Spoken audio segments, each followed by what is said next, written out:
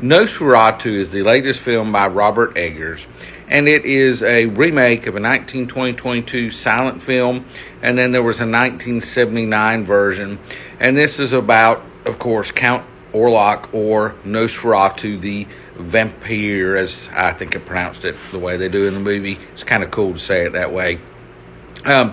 But if you've seen the previews or either of the originals, you know basically what it's about. He directed and, of course, wrote the screenplay. And I believe it said, of course, it was based on the 2022 film and Bram Stoker's Dracula. And this is an okay movie. I'd been looking forward to it. To me, it was a little on the long side. I believe I read somewhere that this is the longest of the three movies, and you could kind of feel that.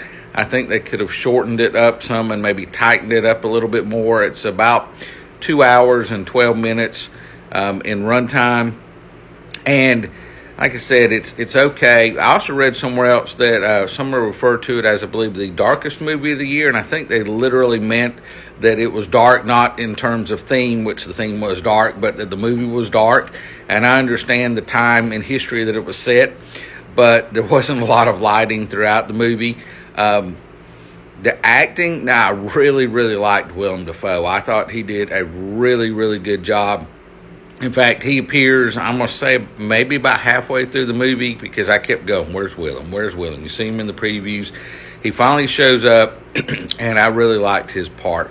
Bill Skarsgård plays Nosferatu. This is his third movie this year, along with the Crow remake and Boy Unalive's World. And he did a good job. He is under a lot of heavy makeup, like he did with It. And my only real complaint was, and it could be because I'm getting older, but there were parts of his lines that I had trouble making out. The majority of it I could, but there were a couple of times that I was not 100% sure what his character said.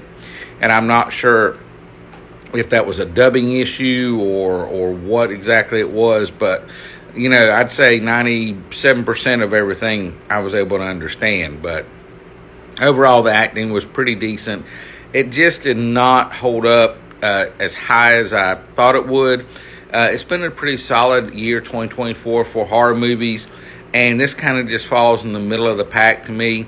So I'm going to give a 2024 version of Nosferatu 3 out of 5 stars. And I would go and pay the matinee price over the full price.